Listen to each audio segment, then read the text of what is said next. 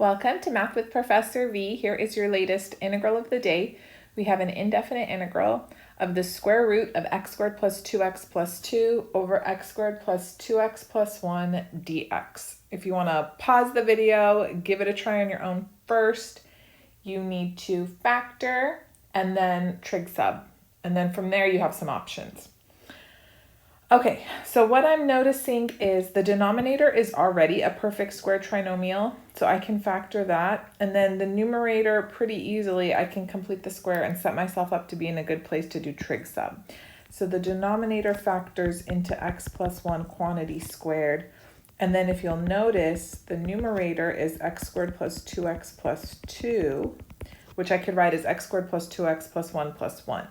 So then this factors into x plus 1 quantity squared, and then I have 1, which is already a perfect square. So I'm already kind of thinking ahead a couple steps, and this is going to be a good place. We're going to make a trig sub and let x plus 1 equal 1 times tangent theta. So you treat the factor x plus 1 as the entire variable quantity here on the left when you do that trig sub. Okay, so that's the game plan. That was like the vision I had in my head. So up top, I'm going to rewrite this as square root x plus 1 squared plus 1. Downstairs, we have x plus 1 quantity squared and then dx. Good? Okay, so if we let x plus 1 equal tan theta, then that means dx would be secant squared theta d theta. And now I'm ready to rewrite the integral all in terms of theta. So the numerator is going to become square root tan squared theta plus 1. And then the denominator, we just have x plus 1 quantity squared, so that's going to be tangent squared theta. And then this dx over here is secant squared theta d theta. Fabulous. And then remember, the whole point of doing trig sub is so we can use our beautiful Pythagorean identities. Tan squared theta plus 1 is secant squared theta. I have a radical here, so square root of secant squared theta would be technically absolute value of secant theta, right, for a hot second. But then when we do trig sub, we restrict where theta is. That way we don't have to worry about the absolute value bars. So all of this up here, I'm just going to replace with secant theta, and then that gives me secant cubed theta over tan squared theta d theta. Beautiful. Now at this point I'm thinking, oh, can I do a u sub? But I didn't see any nice choice. Like if you let u be secant theta, du would have to be secant theta tan theta. I don't have tan thetas in the numerator. Similarly, if u was tangent theta, du would be secant squared theta d theta, but then I have an extra secant in the numerator. That's a problem. If I had 4 of them, I would have been okay. Oh well. So then usually what I do if I get stuck is I say, let me rewrite everything in terms of sines and cosines, and maybe something will reveal itself to me. So secant cubed theta in the numerator is the same as having 1 over cosine cubed theta. Tangent squared theta in the denominator is really cotangent squared theta. So that's cosine squared theta over sine squared theta d theta. And then, oh, this is exciting. So cosine squared cancels. I still have 1 left over there. So now we have integral 1 over cosine theta times 1 over sine squared theta d theta. And then this is where you can take a couple different paths. I'll show you first the method that came to me immediately, and then I played around with it, saw another solution, which I don't like as much, but I'll show it to you guys anyways. Okay, so here at this step where I boxed it, we have 2 options. I'll show you what I did first. So option 1 is we rewrite the integrand as secant theta times cosecant squared theta d theta. And you might say, well, what's the point of that, Professor V? Well, now I'm going to play around, replace cosecant squared theta using an appropriate Pythagorean identity. So this is option 1. So now we have secant theta times cosecant squared theta. I can replace with 1 plus cotangent squared theta d theta. And then from here, let me distribute secant theta through, and we're going to have two little integrals to do. So this is integral secant theta d theta plus integral secant theta cotangent squared theta d theta. Baby integral 1, baby integral 2. Baby integral 1 is basically done. Antiderivative of secant theta d theta is ln, absolute value, secant theta plus tan theta plus c1. Baby integral number 2 is going to take a little bit of work, but not much at all. So you can rewrite everything in terms of sines and cosines, because nothing cute looks like it could happen the way things are written right now. So secant theta is 1 over cosine theta. Cotangent squared theta is cosine squared theta over sine squared theta d theta.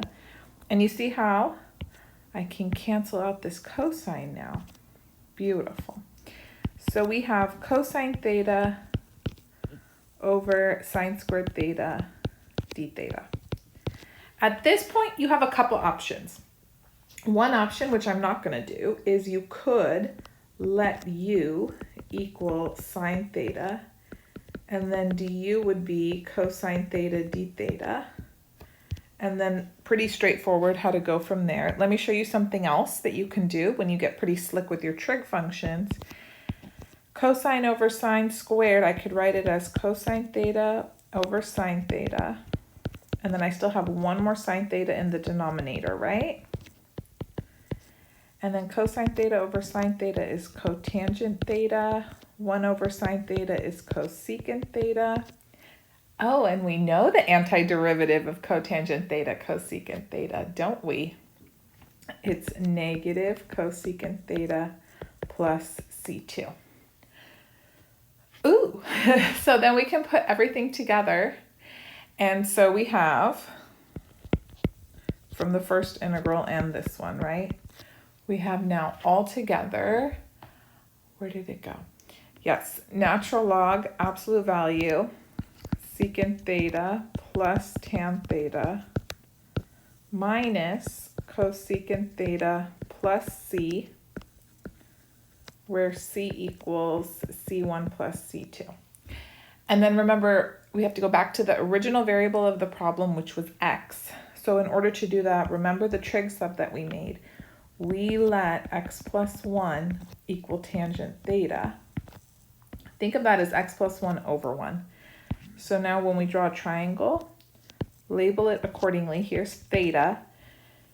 Tangent of theta is the ratio of the opposite side over the adjacent side. So opposite would be x plus 1, adjacent is 1, and then no surprise, hypotenuse would be x squared plus 2x plus 2. Okay, so then we can use the triangle, go back to x's. We have natural log, absolute value. Secant theta would be ratio of hypotenuse over adjacent. So just rad x squared plus 2x plus 2. I don't have to put over 1. Plus tan theta. Tan theta is x plus 1 over 1. Or if you can verify looking at the triangle, it better be. Minus, and then lastly we have cosecant theta. Cosecant theta is ratio of hypotenuse, oops, here's hypotenuse, over opposite.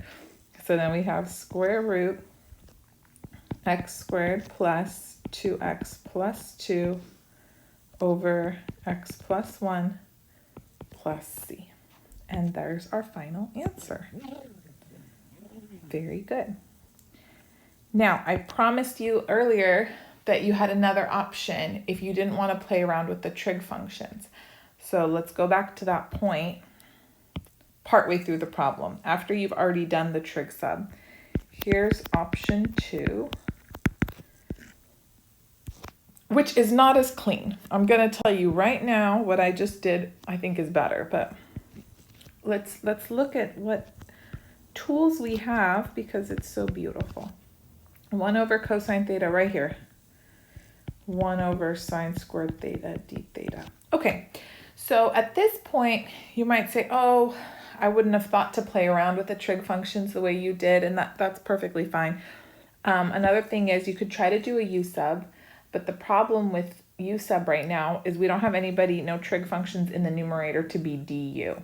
So we're going to sneakily come through and add somebody. I'm going to multiply top and bottom by cosine theta over cosine theta and watch what happens. So then we have now cosine theta d theta over cosine squared theta sine squared theta. And so why this is good is I can hope to have cosine theta d theta be du and think backwards then. So if I want cosine theta d theta to be du, who would u need to be? It would need to be sine theta. So that's fine for this term because that would be u squared, but that's not fine for this term because we have cosine squared theta, but that's fixable. I can rewrite cosine squared theta as 1 minus sine squared theta, and then we have sine squared theta, and then up here cosine theta d theta. And then now that u sub will work. It'll work out great.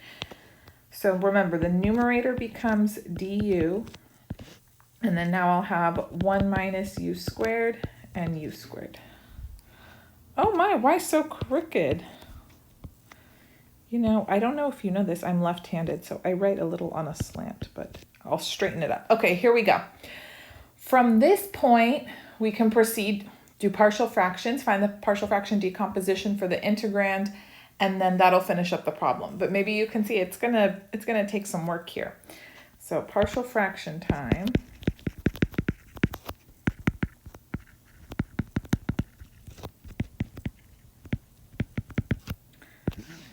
Let's see here. I'm going to put u squared in the front, okay? And then 1 minus u squared factors into 1 minus u and 1 plus u.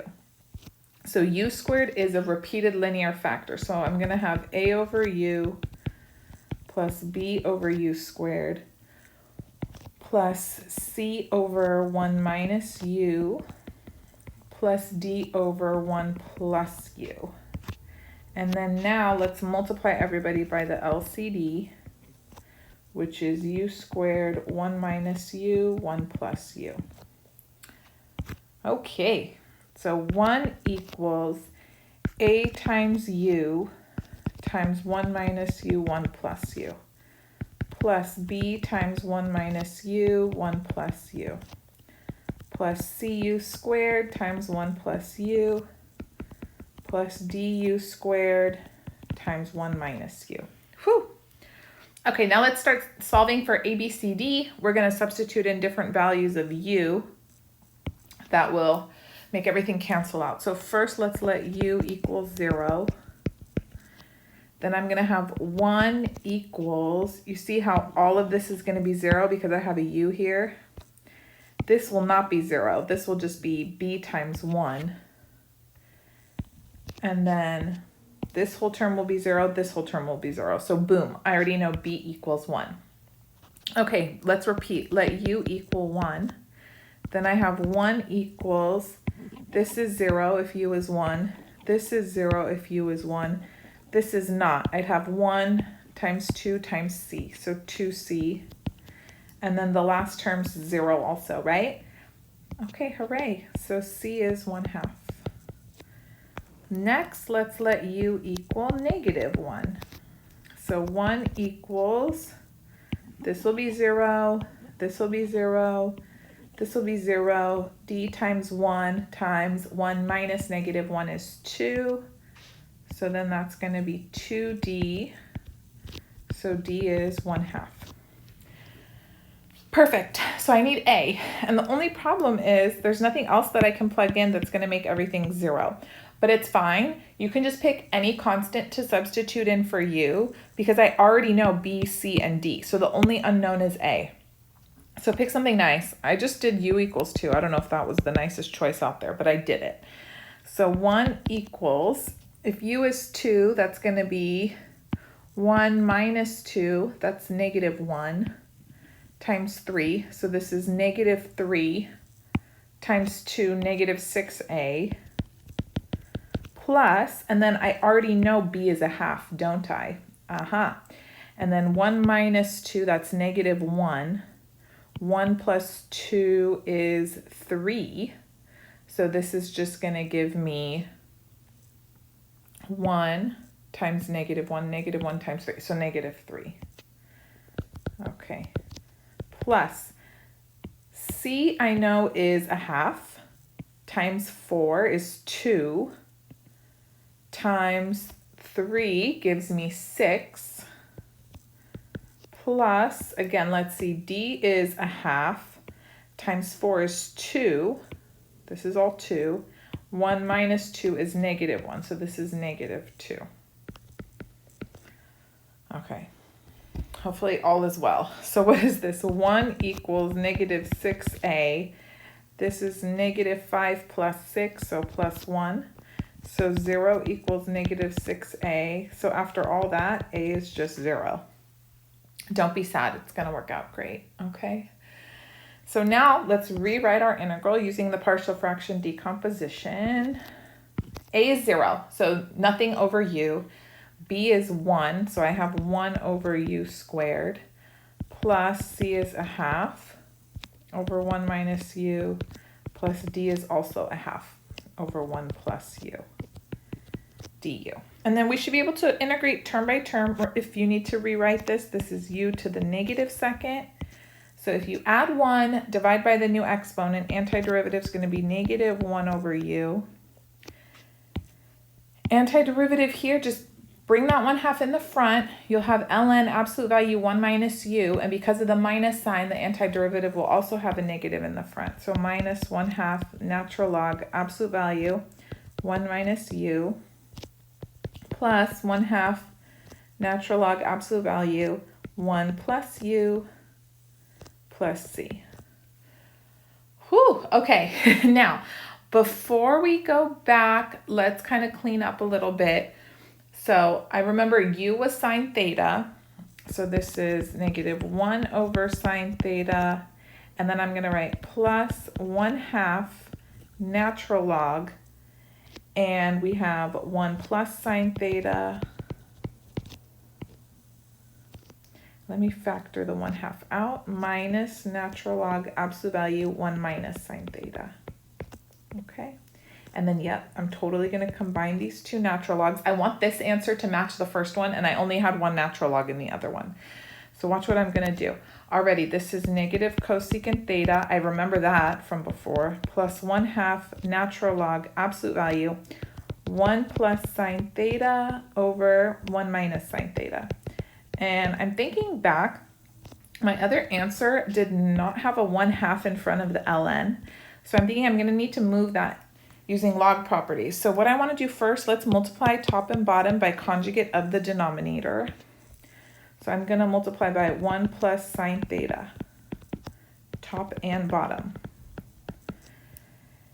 And what that's going to let me do is, we still got all these little creatures in the front, plus 1/2 ln absolute value. Now in the numerator, I have 1 plus sine theta times 1 plus sine theta. So 1 plus sine theta squared over the denominator is going to become 1 minus sine squared theta, which is cosine squared theta, plus c. That's perfect, perfect, perfect. Why? Because now if I move this 1/2 to be the exponent, right, over here, it'll distribute and cancel with the squareds that are going on. Fabulous. So then we have negative cosecant theta plus ln absolute value 1 plus sine theta over cosine theta plus c. And then before I use the triangle, I can clean up a little bit so I don't have a fraction inside the natural log. I can rewrite this as 1 over cosine theta plus sine theta over cosine theta. So then it's secant theta plus tan theta. And then now we're finally back to where we were, plus c. See, this method was a lot longer, I think. Do you remember what we even trig subbed in the beginning? You're like, I've forgotten, Professor V. I feel like Odysseus on the journey. Haven't been home for so long, who knows? Rad x squared plus 2x plus 2. Okay. And then we're almost there, guys. We're almost there. let's put the natural log in the front because it's positive. Hypotenuse, I'm doing secant of theta would be hypotenuse over adjacent. I know we've been through this before, but just to make sure it all works out. X squared plus 2x plus 2 plus tan theta would just be x plus 1 minus cosecant theta would be hypotenuse over opposite. So rad x squared plus 2x plus 2 over x plus 1 plus c. Guys, we made it. We made it. So, you know, yeah, the first option I showed you was a lot cleaner, but it's good to practice all of your integration techniques. You never know. Sometimes some are better than others depending on the problem. Fun fact, I had to read the Odyssey 3 times, twice in high school and then once my freshman year of college. So that Odysseus, I whenever I'm going through it in a long kind of journey, I think of him. Anyways, I hope you enjoyed the integral of the day. Which option did you like better? Did you do something entirely different? Because I'm sure there's other ways to solve this problem. I'd be curious to hear them. And yes, you should definitely combine the natural logs into one. So you could have just like gone back to x's here and used the triangle, but then it's not completely simplified. So this is the final answer. Hooray. Thanks for sticking with me. I hope you enjoyed this integral of the day. I have more stuff coming, but don't forget to subscribe, give the video a thumbs up. You can check out my other video lectures on my YouTube channel and follow me on Instagram and TikTok, Twitter, Math with Professor V. Thank you guys so much for your support. I love you all. I'll be back sooner than later. Bye.